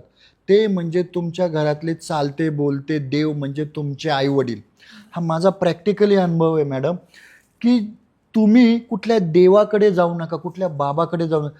तुमच्या घरात जे चालते बोलते आई वडील आहेत, त्यांच्याकडनं जर विधियुक्त जर पूजा केली, त्यांच्याकडनं जर काही कार्यसिद्धीला नेलं, तर 8 पौर्णिमा होण्याच्या अगोदरच तुम्ही त्या फेऱ्यातून बाहेर पडलेले असतात. आणि मी जे सांगतो, कुठल्या बाबाकडे जायला सांगत नाही, कुठल्या देवाकडे जायला सांगत नाही, तर मी सांगतो तुम्ही तुमच्या आईची पूजा करा, बरोबर. तुम्हाला ती आई तथास्तु म्हणेल. आणि माझ्याकडे असंख्य रिझल्ट आहेत की 8 पौर्णिमेच्या आत ते फेऱ्यातून बाहेर पडलेलं आहे. पण या आई वडिलांकडे लोक का जात नाही? कारण आई वडील सहज मिळतात. निसर्गाचा नियम आहे की जे सहज आणि सुलभ मिळतं त्याची व्हॅल्यू समजत नाही. आई वडील आपल्याला सहज मिळतात. ज्यावेळेस आईच्या उदरातून बाहेर जन्म होतो, तो आईला त्रास होतो, आपल्याला त्रास होत नाही, त्याची किंमत कळत नाही. बरं, ह्या जगामध्ये अजूनपर्यंत कुणीच सांगितलेलंच नाहीये की आई वडील हे चालते बोलते देव. आम्ही आज कुठल्या बुवा बाबाकडे जातो, एका मूर्तीला तुम्ही देव मानता, त्याला अभिषेक चढवता, त्याला भोग चढवतात. त्या निर्जीव वस्तूला जे जे काय करता ते तुम्ही तुमच्या घरच्यांच्या आई वडिलांसाठी करा. 8 पौर्णिमेच्या आतमध्ये तुम्ही फरक पडलेला दिसतो. आणि मी ते लोकांकडनं करून घेतले, अतिशय खूप चांगले रिझल्ट आहे. कारण परमेश्वराने आपल्याला त्यांना प्रत्येकाकडे लक्ष देणे शक्य नाहीये, म्हणून त्याच्या रूपाने आपल्याला आई वडील म्हणून जन्म दिलेला आहे परमेश्वराने, आणि तेच खरे परमेश्वर आहे. आणि म्हणून मी लोकांना खरा देवाची जाणीव करून देतो. आणि 100% त्या फेऱ्यातून, मग तो शारीरिक असो, मानसिक असो, किंवा तुम्ही कुठल्या फेऱ्यामध्ये अडकला असेल, 8 पौर्णिमेच्या आतमध्ये तुम्ही सही सलामत बाहेर पडता. खऱ्या देवाची मी ओळख करून देतो. नाही, बरोबर आहे. मला याच्यावरच अजून एक गोष्ट आठवली की हेच जसं लोक बुवा बाबाकडं वगैरे जातात, तर जास्त एक काही असू नसू ते एक गोष्ट हमखास सांगतात की तुम्हाला पितृदोष आहे. म्हणजे त्याच्याबद्दल तुमचं काय म्हणणं आहे? पितृदोष असतोच, त्याच्याबद्दल अजिबात दुमत नाहीये. त्याचं कारण आहे, वारसा हक्काने आजोबाची जी संपत्ती असते ती नातवाला मिळते का? नाही, मिळतेच. तसंच जर वारसा हक्काने आपण संपत्तीचे वारसदार ठरतो, तसंच तद्वत त्याच पद्धतीने जे आपले वंशज आहेत त्यांनी काही दुष्कर्म केलेले असतात, त्याचे दोष आपल्याला लागतात.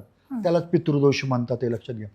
आणि पितृदोष का लागतो माझ्या लक्षामध्ये आले, लोकांनाच पितृदोष पितृदोष, परंतु त्याचं मूळ कारण काय आहे, पितृदोष का लागतो, ते माझ्या लक्षामध्ये आलं अभ्यासामध्ये, की त्या कुळामध्ये एखाद्या स्त्रीचा छळ झालेला असतो आणि तिचा मृत्यू झालेला असतो, त्याचे कर्माचं फळ अर्धवट राहिलेलं असतं, ते नेक्स्ट पिढीला मिळतं, त्याला पितृदोष म्हणतात. यातनं मुक्त होण्यासाठी काय उपाय? पितृदोषला मुक्त होण्यासाठी विधियुक्त जे आपले पूर्वज आहेत जिवंत, त्याची विधी करणे, त्याची पूजा करणे, किंवा त्यातून तुम्ही बाहेर पडता. दुसरा एक मी त्याला पर्याय सांगतो, की जे अनाथ मुलं आहेत, ज्याला आई नाही वडील नाहीत, अशा मुलांना तुम्ही जीवनावश्यक वस्तूचे दान करा, म्हणजे पितृदोषातून तुम्ही बाहेर पडता. ह्याच्यासाठी कुठे नाशिकला जायची गरज नाहीये, कुठे होम हवन करायची गरज नाहीये. तुम्ही 100% अनाथ मुलांना जर तुम्ही मूलभूत गरजांचं दान धर्म केला तर पितृदोषातून तुम्ही बाहेर पडतो. जसं की शिक्षण त्यांचं करणं किंवा त्यांना हा, अभ्यासाची अन्न पुस्तकं वस्त्र वगैरे निवारा ज्या आणण्याची. मूलभूत हो. गरजा आहेत त्या गरजांपैकी एखादं दान धर्म केला की पितृदोषातून तुम्ही 8 पौर्णिमा जर तुम्ही दान केलं तर बाहेर पडतं. हो नाही, कारण आजकाल लोक फसवतात. 40, 50, 60 हजार रुपये घेतात, ती पूजा काहीतरी करतात. आपल्याला त्या पूजामधलं काही माहिती नसतं, पुढचा माणूस काय करताय, पण तरी त्यांना त्यातनं काही मुक्ती भेटत नाही. मी तर छान. पुण्यामध्ये मी पाहिलंय की जे बुवा बाबा आहेत किंवा जे स्वतःला गुरु समजतात हां या क्षेत्रामधले, हां ते नुसते अंगारे उतारे काढण्यासाठी 17 ते 21 हजार रुपये फी घेतात.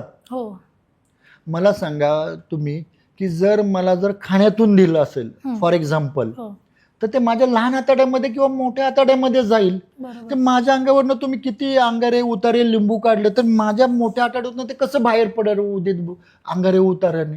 उलट मी असा अभ्यासक्रमामध्ये पाहिले माझ्या प्रॅक्टिकलमध्ये की तुम्ही जेवढे अंगारे उतारे नारळ तुम्ही त्या अंगावरनं काय एखाद्या स्त्रीच्या तुम्ही काढता तेवढ्या स्त्रियांचे बुद्धी भ्रष्ट झालेले मी उदाहरण पाहिलेत. का असं होतं तर अनेक उतारे काढून काढून त्याची जी भीती आहे ती सबकॉन्शियस माइंडमध्ये जाते, त्या क्रियेची भीती सबकॉन्शियस माइंड जातात, ती भीती मनावर तशीच राहते आणि त्यांची बुद्धी काम करत नाही. बऱ्याच स्त्रियांच्या बाबतीमध्ये पाहिलं आणि त्यावेळेस मी पहिला प्रश्न विचारतो की तुमच्या कोणी अंगारे उतारे काढलेत का, तर ते 100% सांगतात की गुरुजी आमच्यावरनं उतारे काढलेले आहेत. त्याला सायकोलॉजी रिझन आहे की ती भीती त्या क्रियेचे सबकॉन्शियस माइंडमध्ये भीती वाटते. जातेच हे लक्षात घ्या. त्याच्यामुळे अंगारे दुपारे काढून कधी माणसं बरे होत नाही. त्याच्यासाठी तुमचा ओरा चेंज झाला पाहिजे बस. बरोबर आहे. त्याच्यासाठी आम्ही नजर दोष काढून देतो. आता तुमच्याकडे जेव्हा कोणी येतं प्रॉब्लेम घेऊन, तर त्याची एक प्रोसेस काय आहे? म्हणजे तुम्ही कसं काय स्टेप बाय स्टेप कसं पुढे जाता, काय आधी बघितलं जातं वगैरे तेवढं? सगळ्यात पहिलं आम्ही काय करतो की म्हणजे आमच्याकडे ज्यावेळेस साधक लोक येतात सगळेजण, तर त्यावेळेस सगळ्यात पहिलं 1.5 तासाचं माझं मार्गदर्शन होतं लोकांना सगळ्यांना. त्या मार्गदर्शनामध्ये मी त्यांना समजून सांगत असतो की ढाळ प्रक्रिया म्हणजे काय. त्याच्यानंतर मी त्यांना सांगत असतो की श्रद्धा काय आणि अंधश्रद्धा काय ह्याच्याबद्दल लोकांना मी समजून सांगत असतो. त्याच्यानंतर मी त्यांना समजून सांगत असतो की खरा देव काय, आणि त्याच्यानंतर मी समजून सांगत असतो की माझ्याकडे काय उपचार केले जातात. बस 80% ज्यावेळेस मी लोकांना ज्ञान देतो त्यावेळेस त्यांना समजतं नक्की आपल्याला काय झालं ना आपण काय करायचं. 80% तर इथेच लोक बरे होतात. फक्त जे 20% असेल ते काय माझ्या विधी असतात आणि ढाळ यातून ते बरे होतात हे लक्षात घ्या. त्याच्यामुळे सगळ्यात पहिलं आल्यानंतर त्यांचं ब्रेन वॉश करतो, त्यांना जे गैरसमज आहे दूर करतो, अंधश्रद्धा दूर करतो, सगळ्यात महत्त्वाची त्यांच्या मनातली भीती दूर करतो. बस माझं काम झालं. आता अंधश्रद्धेवरनंच माझा दुसरा प्रश्न होता की आजकाल जेव्हा आपण एक पारंपरिक किंवा आध्यात्मिक गोष्टी बोलल्या जाते तर लोक फक्त त्याला अंधश्रद्धेचं नाव देऊन त्याचं हे करतात, म्हणजे ते रद्द करून टाकतात ती गोष्ट. आता अंधश्रद्धा तुम्ही नेमकं दूर कशी करतात ते सांगा थोडक्यात. सगळ्यात पहिलं की श्रद्धा असावी हां पण ती डोळस असावी, ती अंधश्रद्धा नसावी हे लक्षात घ्या. मग आता बराच वेळा मला सांगितलं जातं की गुरुजी तुम्ही अंधश्रद्धेचं काम करता का, असं मला प्रश्न विचारला जातो. तर त्यांना मी सांगतो अजिबात नाही. कसं ते मी त्यांना समजून सांगतो की समजा काही लोक देवाच्या दर्शनासाठी जातात का तर त्यांची श्रद्धा असते, बरोबर. काही लोक देवाच्या दर्शनासाठी जात नाही. त्यांना तुम्ही काय म्हणणार, श्रद्धा की अंधश्रद्धा? त्या व्यक्तींच्या बाबतीत त्यांची श्रद्धा नसते म्हणून ते जात नाही. काही लोक माझ्याकडे येतात उपचारासाठी कारण त्यांची श्रद्धा आहे, काही लोक माझ्याकडे येत नाही उपचारासाठी, त्यांची ती अंधश्रद्धा असते. तुम्ही काय घेता, किती श्रद्धाने येतं, किती विश्वास ठेवता त्यावर श्रद्धा आणि अंधश्रद्धा. असं परफेक्ट कोणी सांगू शकत नाही की ही अंधश्रद्धा आहे आणि ही श्रद्धा आहे. तो प्रत्येकाचा भाव जो आहे त्याच्यावर श्रद्धा आणि अंधश्रद्धा ठरते. बरोबर आहे. पण मी 90% लोकांना म्हणजे आत्तापर्यंत जेवढे मी लोक बघितलेत जे अंधश्रद्धा त्यांची असते ह्या गोष्टीमध्ये की नाही हे काही नाही आहे, हे ढोंग हे सगळं फसवतात, पैशासाठी करतात. शेवटी मी त्या लोकांना हेच करताना पाहिलेलं आहे, देवाच्याच मंदिरात जाताना पाहिलेलं आहे, हेच उपाय करतात शेवटी. पण आधी असंही म्हणू शकतो की प्रत्येकाच्या लाईफमध्ये आयुष्यामध्ये एक फेज असती, तो आधी अंधश्रद्धा ठेवतो पण नंतर अशा काही गोष्टी घडतात की शेवटी त्यांना चरणी यावंच लागतं. हा मी सुरुवातीला सांगितलं की माणूस ज्यावेळेस अडकतो ना हो. तो सगळ्यांचा आधार घेतो. जोपर्यंत तो अडकत नाही ना तोपर्यंत कशाचा आधार घेत नाही, तोपर्यंत तो म्हणत असतो ही श्रद्धा ही अंधश्रद्धा. ज्यावेळेस अडकतो त्यावेळेस समजतं की त्याला आपल्याला हातपाय हलवले पाहिजे. मग त्यावेळेस जो जो म्हणतो ही अंधश्रद्धा आहे तेच लोक खरंच अंधश्रद्धा म्हणजे आमच्याकडे वळतात. आणि त्यावेळेस त्यांना समजतं की ज्यावेळेस माणूस अडकतो त्यावेळेस श्रद्धा आणि अंधश्रद्धा काही मायने राखत नाही. हा, तेव्हा मजबुरीमध्ये माणूस जो जिथे सांगेल की ह्यांच्याकडे जा त्यांच्याकडे, जसं तुम्ही म्हटलं ह्या गुरुकडे जा त्या गुरुकडे जा, तेव्हा अगदी सगळं बरोबर आहे. तुमच्याकडे अशी एखादी एकदम चॅलेंजिंग केस की तुम्हाला असं वाटलं की आता बापरे हे तर खूपच वेगळं काही आलं, असं काही केस असेल तर? त्या बाबतीमध्ये मागच्या महिन्यामध्ये पुण्यातून एक भावधनमधनं माझ्याकडे केस आली होती. एक मला वाटतं तो 6वीमध्ये मुलगा शिकत होता पुण्यामध्ये. आणि ते आर्थिकदृष्ट्या ते दाम्पत्य जे होतं ते भौतिक सुखाने खूप चांगल्या पद्धतीचं होतं. त्यांचा प्रॉब्लेम काय होता, त्या मुलगा ज्यावेळेस लॅट्रिनमध्ये जायचा त्यावेळेस त्या शरीरातून ते ब्लड त्याच्या शरीरामध्ये निघायचं किंवा त्याची धार लागायची रक्ताची. ते लोक खूप हैराण झाले. त्यांनी हॉस्पिटल पुण्यातले जेवढे काही नामांकित हॉस्पिटल आहेत, जेवढे काही डॉक्टर आहेत त्या सगळ्या डॉक्टरांकडे त्यांना नेलं, तपासण्या केल्या, MRI केलं, CT स्कॅन केलं. परंतु त्या मुलाच्या शरीरातून ब्लड कुठे लिकेज होते कुठून हे डॉक्टरांना निदान झालंच नाही आहे. आणि तो मुलगा ते ब्लड पाहून पाहून त्याची जेवणावरचे म्हणजे इच्छाच उडून गेली होती. आणि ते लोक खूप हैराण झाले होते. एकुलता एक मुलगा. कुणीतरी माझा रेफरन्स दिला आणि ते परिवार माझ्याकडे आले ते मुलाला घेऊन. आणि ते सगळं ऐकल्यानंतर ते मलाही सुद्धा थोडं चॅलेंजिंग वाटलं की पुण्यातले नामांकित डॉक्टर जर त्यांना निदान नाही झालं तर माझ्यासारखा वैद्य काय यांचं निदान करणार. परंतु माझ्या ढाळकिरीवर माझा पूर्ण विश्वास होता, उपचार पद्धतीवर. आणि मी त्यांना सांगितलं की मी कमीत कमी 8 दिवसाच्या आतमध्ये त्या मुलाचं ब्लड मी थांबवणार. आणि ती सुद्धा माझ्या दृष्टीने चॅलेंजिंग केस होती. कारण एक मेडिकल सायन्स आणि एक साधा वैद्य याच्यामध्ये कोण महान आहे हे सुद्धा मला तपासायचं होतं. आणि मी त्या मुलाला काही ढाळ दिला, काही मात्रा त्याची कमी जास्त प्रमाणामध्ये त्याच्याकडनं करून घेतली ढाळीची.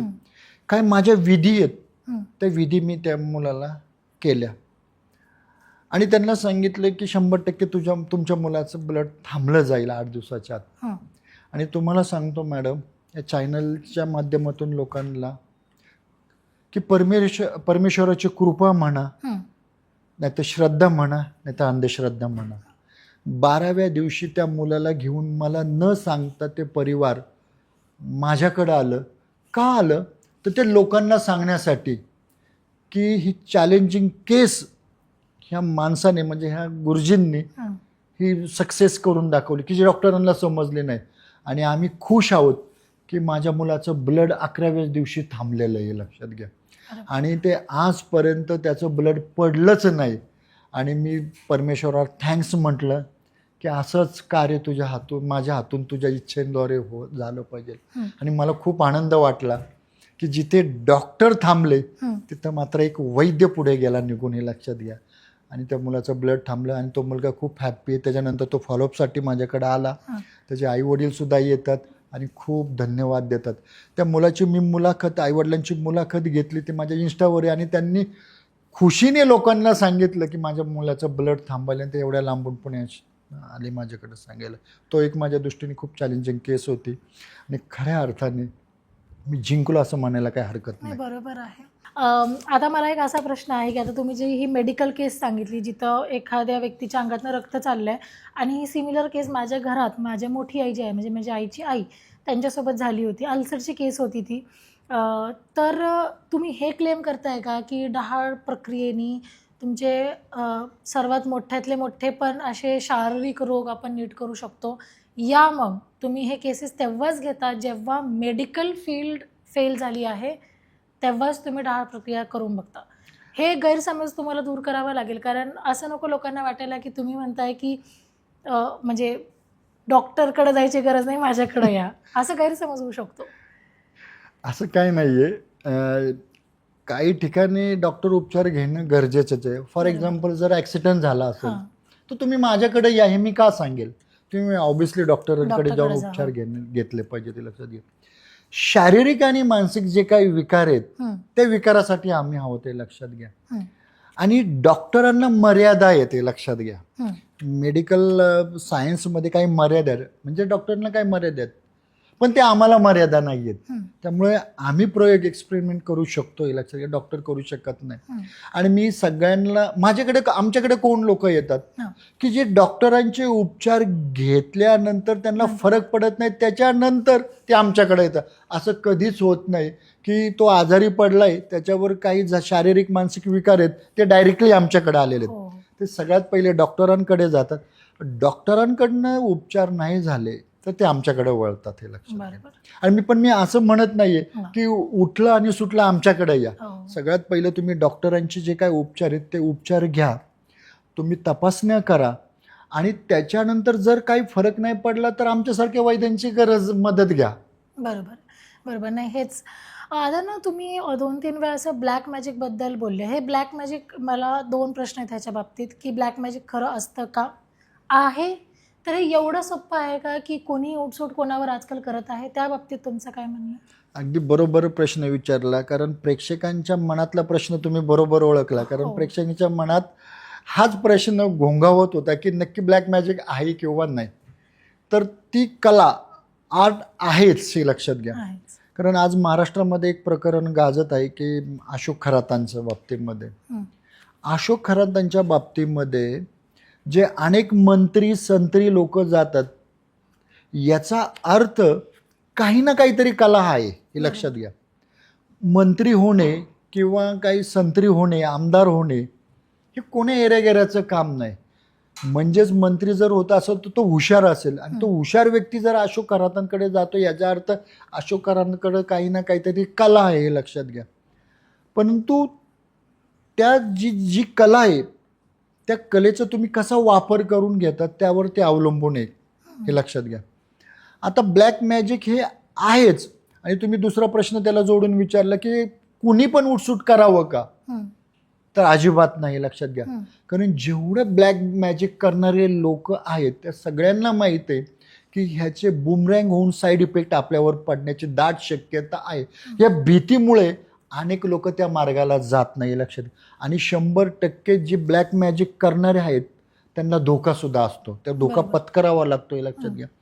आणि ह्या आज काय होतं, सोशल मीडियाच्या माध्यमातून लोकांपर्यंत जे ज्ञान आहे त्या ब्लॅक मॅजिकच्या अघोरी क्रियेच्या बद्दल, ते लोकांना सहज उपलब्ध झालेलं आहे. हो. पूर्वी सोशल मीडियाचं ज्ञान नव्हतं, नॉलेज नव्हतं, लोक त्याबद्दल अनभिज्ञ होते. आज सोशल मीडियाच्या माध्यमातून लोकांना ज्ञान समजू लागले, त्यामुळे आज गल्लीबोळात ब्लॅक मॅजिक करणारे आहेतच, हे लक्षात घ्या. त्यामुळे तुम्ही समजू नका की ब्लॅक मॅजिक नाही, आहेत, फक्त त्यातले धोके आहेत. बरोबर आहे, बरोबर आहे. डहाळ प्रक्रियेतून मारणसारखी क्रिया पण नीट होऊ शकते? होऊ शकते, ह्याच्यामध्ये लक्षात घ्या. ज्या अर्थी मारक क्रिया करणार आहे त्या अर्थी ते चक्रव्यूह भेदणारे सुद्धा आहेत. हो. त्याच्यामुळे ते मारक क्रिया काढणारे सुद्धा व्यक्ती आहेत, हं. आणि ते निघू शकते, हे लक्षात घ्या. ते चक्रव्यूह भेदण्याचं सायन्स काही लोकांकडे आहे. बरोबर. बघ त्याचा वापर कशा पद्धतीने तो व्यक्ती करतो त्यावर ते डिपेंड करतं की तुम्ही काय करता ते. मध्यंतरी एक मूवी आलेली जमतारा म्हणून, जिथं लोक डिजिटल रॉबरिंग वगैरे करतात. मग असंच ब्लॅक मॅजिकचं पण असं कुठलं गाव, सिटी, शहर असं काही आहे का की जिथं हे लोक धूममध्ये करत आहेत? हे सांगणं खरं मला योग्य वाटत नाही, हां. कारण बरेच लोक त्या ठिकाणी जाऊन शिक्षण घेतील, हे शिक्षण लक्षात घेतील. घ्या. हो. तर आपल्या भारतामध्ये वेस्ट बेंगॉल म्हणजे पश्चिम बंगालमध्ये हं. हे तो जो प्रांत आहे हं. की त्या प्रांतामध्ये ब्लॅक मॅजिक करणारे असंख्य लोक आहे, नवे नवे त्याचे क्लासेस आहेत.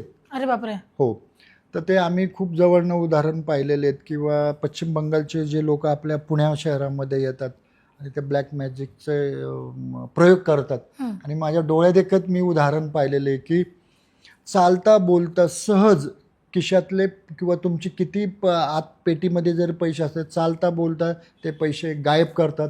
हे शेजारच्या व्यक्तीला सुद्धा समजत नाही. याला ब्लॅक मॅजिक म्हणतात, आणि हे लोक फक्त पश्चिम बंगालमधलेच करू शकतात, अरे लक्षात. बापरे. कारण जसं जमतारामध्ये लोकांना एक बुद्धी दिलेली त्या भाग प्रांतामधले हो की त्यांना ते सॉफ्टवेअर बद्दल ज्ञान आहे, त्याच्याबद्दल ते पूर्वजां म्हणजे परमेश्वराने त्यांना देणगीच दिलेली म्हणायला काही हरकत नाही. बरोबर. तसं ब्लॅक मॅजिकच्या संदर्भात पश्चिम बंगालच्या लोकांना एक देणगीच दिलेली आहे, लक्षात घ्या. तर ते मला एक इथे सांगायचं खूप महत्त्वाचा मुद्दा वाटतो. ॲक्च्युली कुणी उठून सोडून ब्लॅक मॅजिक करू शकत नाही. कुणी उठून जंतारामधलं सॉफ्टवेअर हडप पैसे अकाउंटमधले गायब करू शकत नाही. नाही करू शकत. माझं तर असं म्हणणं आहे की साधी चोरी करण्यासाठी सुद्धा बुद्धी लागते. ट्रेनिंग पण ते कोणालाही हो. जमत नाही, लक्षात घ्या. बरोबर. तर ते पश्चिम बंगालमध्ये 100% त्याचे प्रयोग केले जाते. त्याचे क्लासेस सुद्धा आहेत आणि शिकवणारे सुद्धा आहेत, शिकणारे लोक सुद्धा आहेत, हे लक्षात घ्या. परंतु त्याच्यामध्ये खूप धोके सुद्धा हो. घ्यावे लागतात. कर्म आपण ज्याला म्हणतो, आपण अगदी एखाद्यासोबत बरोबर चुकीचं आहे. केलं तर ते आपल्यासोबत आज नाही उद्या नाही भले पुढच्या जन्मात पण ते होणार. होणारचे लोक म्हणजे धोके सुद्धा त्याच्याबरोबर घ्यावेच लागतात, पत्करावेच लागतात. बरोबर आहे. तुमच्याकडे असं मॉडर्न एज्युकेटेड लोकांचे पण केसेस येतात का? कारण त्या लोकांचा खूप वेळा असं असतं की विश्वासच नसतो या गोष्टींमध्ये, किंवा त्यांना असं वाटतं की काय नाही पैशासाठी वगैरे आहे. तर अशी काय आहे का केस? मी सुरुवातीलाच सांगितलं प्रेक्षकांना की माणूस ज्यावेळेस अडकला की तो हालचाल करतो. मग तो माणूस अशिक्षित असू नाही तर तो शिक्षित असू. आजचंच माझ्याकडे एक उदाहरण आलं की माझ्याकडे एक लेडीज आली. ती योगा टीचर होते आणि ती व्यवसायाने डॉक्टरसुद्धा होते. तिच्या लाईफमध्ये एक प्रसंग निर्माण झाला की ज्यावेळेस तिचं लग्न झालं, ज्यावेळेस तिला पहिली मुलगी झाली, तर त्यावेळेस तिच्या नवऱ्याने तिच्याकडं डिवोर्सचं प्रकरण सादर केलं कोर्टामध्ये.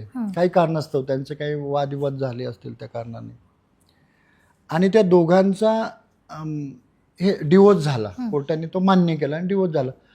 तो नवरा बाहेर पडला, ती मुलगी म्हणजे ती डॉक्टर तिथेच राहिली त्या घरामध्ये.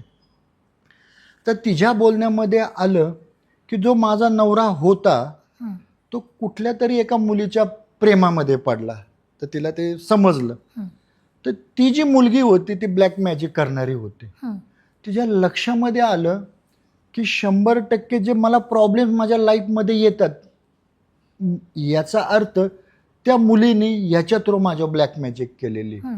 मग तिला मी म्हटलं की तुम्हाला नक्की काय प्रश्न आहेत की जो घेऊन तुम्ही माझ्याकडे आला? ती म्हणली की गुरुजी मी स्वतः डॉक्टर आहेत, मी सगळे रिपोर्ट केलेले, सगळे रिपोर्ट्स नॉर्मल आलेत, मी सगळ्या टॅबलेट खाल्लेले आहेत, माझ्या सगळ्या तपासण्या झालेल्या आहेत, परंतु होतंय काय माझ्या जीवनामध्ये की माझ्या शरीरामध्ये काही ना काहीतरी शक्ती फिरते, हे मला भास होतोय. बरं, मी एक तर शिकलेली आहे म्हणून मला लोकांना सांगता येत नाही, कारण लोक मला वेड्यात काढते की तू एक डॉक्टर आहे, हे असलं काय बोलतीस.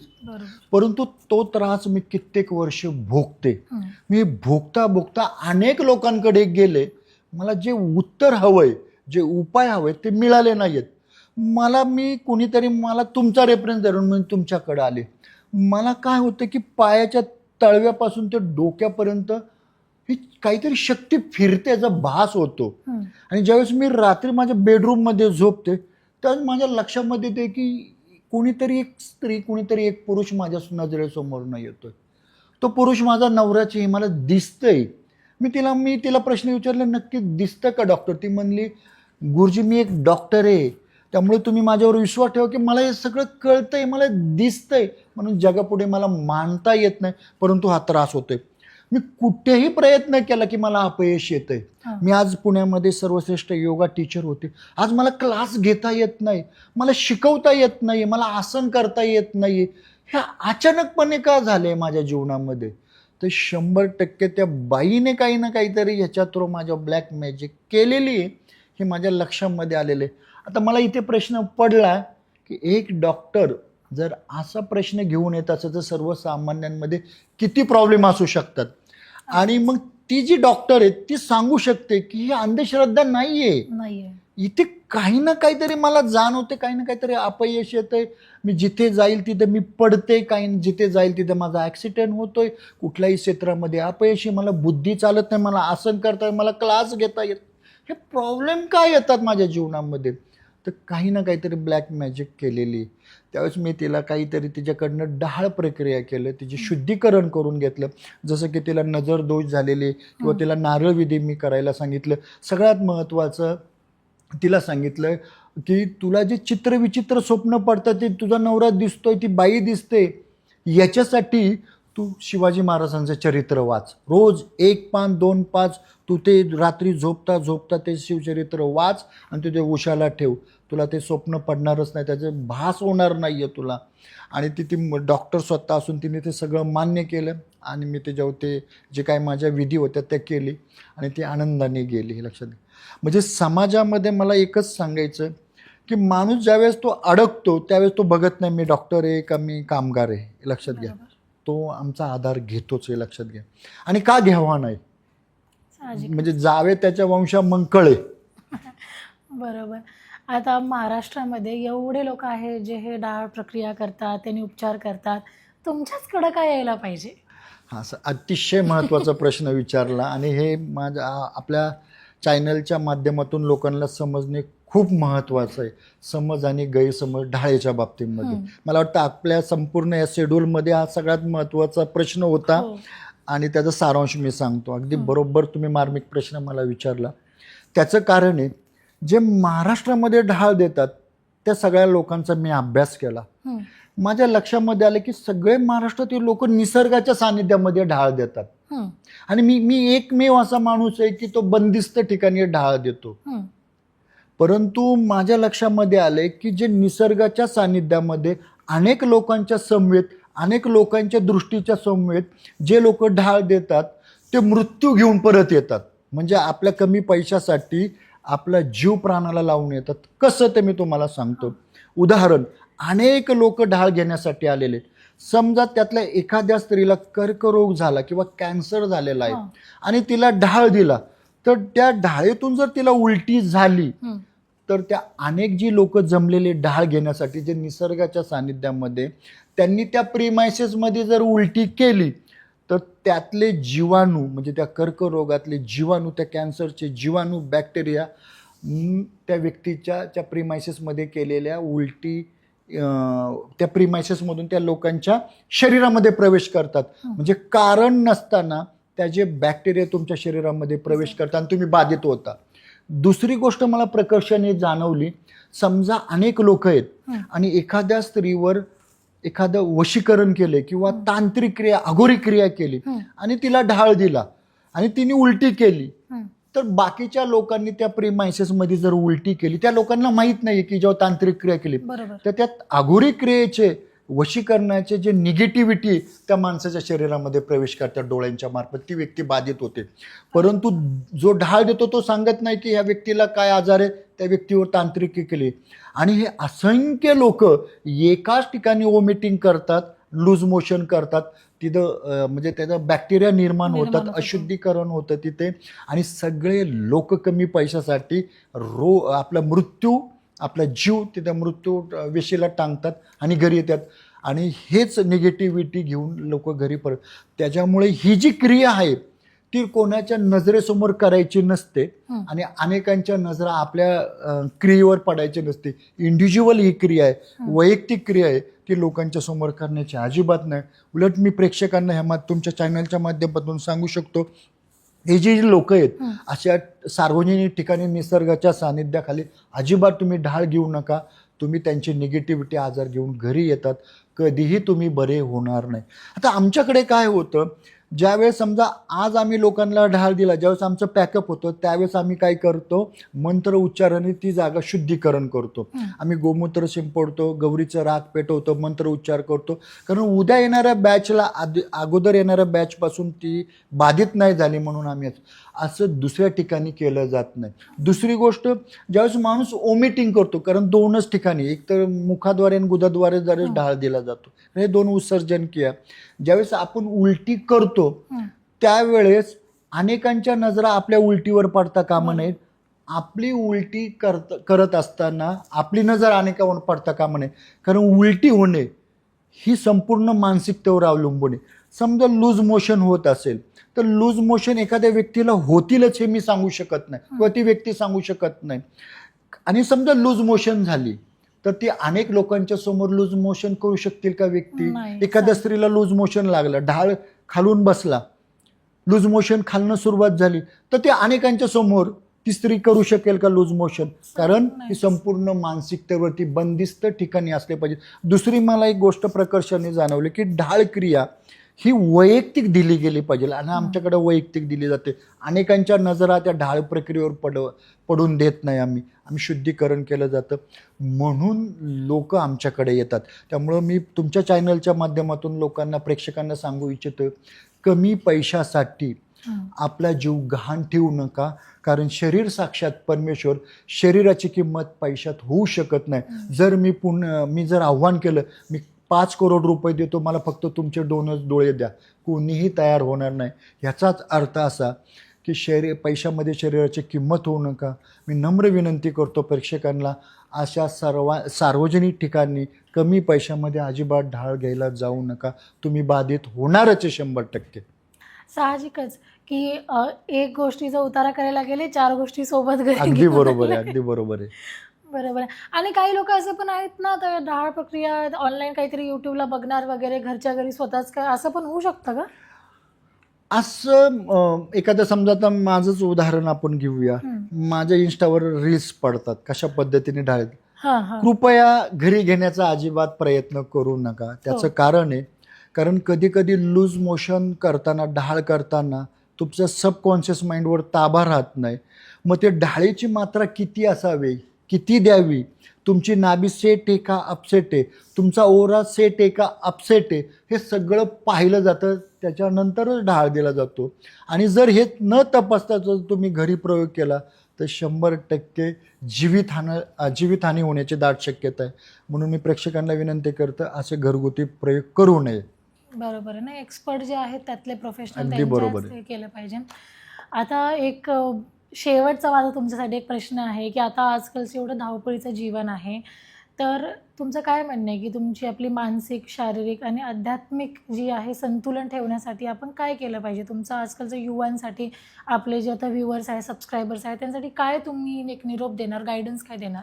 मी सगळ्यात पहिलं सांगेल की ब्रह्ममुहूर्तावर उठावे, एक्सरसाइज करावे, नाम जप करावे, योग्य आहार विहार करावा, योग्य आराम करावा, चांगल्या लोकांच्या संगतीमध्ये राहावे, चांगले विचार करावेत.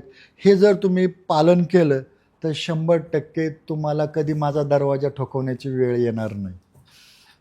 बरोबर, अगदी बरोबर. गुरुजी, फार छान वाटलं तुमच्याशी बोलून आणि तुम्ही एवढ्या छान गोष्टी सांगितल्या आणि एवढ्या महत्त्वाच्या गोष्टी सांगितल्या. नक्कीच आपले सबस्क्रायबर्सला आणि व्ह्युअर्सला फार आवडलेले असणार आहे. तुम्ही नक्की कमेंट करून सांगा की तुम्हाला कुठला भाग आवडलेला आहे आणि पार्ट 2 करायची माझी तर इच्छा आहे, पण तुम्ही तुमचा ह्या पॉडकास्टमधला आवडता पार्ट कुठला तो कमेंट करून सांगायचा आहे. आणि नक्कीच गुरुजी, थँक्यू, तुम्ही आले, खूप छान वाटलं. नमस्कार. धन्यवाद. तुमचंही खूप मनापासून धन्यवाद की तुम्ही एक वेगळा विषय घेऊन प्रेक्षकांच्या समोर आले आणि ती मांडण्याची मला संधी दिली. त्यामुळं माझ्यातर्फे तुमच्या चॅनलला नतपूर्वक नमस्कार. धन्यवाद.